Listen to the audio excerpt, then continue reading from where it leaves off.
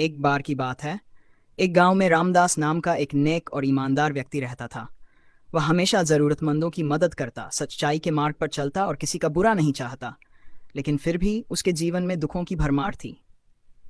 दूसरी ओर उसी गांव में रघुनाथ नाम का एक धूर्त और लालची व्यक्ति था, जो दूसरों को धोखा देकर, छल कपट करके धन कमाता था।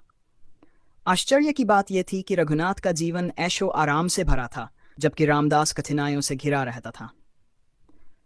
रामदास के मन में यह सवाल बार बार उठता, मैं सारा जीवन अच्छे कर्म करता हूँ, फिर भी मुझे दुख क्यों मिलता है?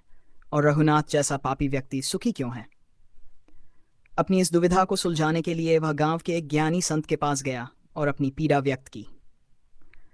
संत मुस्कुराए और बोले, बेटा, मैं तुम्हें इस प्रश्न का उत्तर एक कहानी से दूंगा।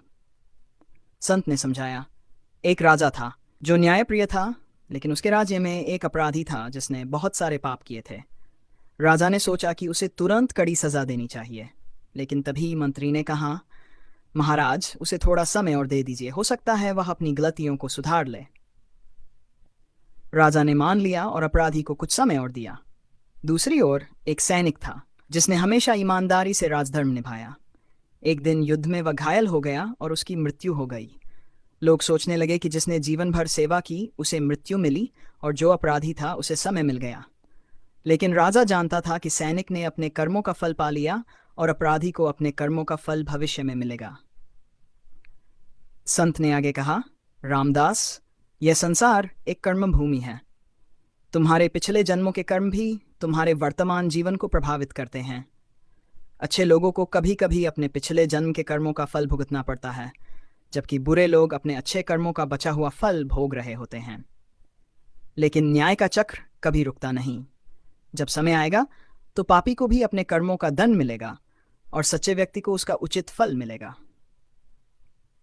रामदास को अब समझ आ गया कि ईश्वर का न्याय तुरंत नहीं होता, लेकिन अवश्य होता है। उसने धैर्य रखा और अपने कर्मों में विश्वास बनाए रखा। समय बीता, रघुनाथ के पाप बढ़ते गए और अंत में उसे एक बड़ी विपत्ति ने घेर लिया। दूसरी ओर रामदास की ईमानदारी और अच्छाई ने उसे सम्मान और समृद्धि दिलाई।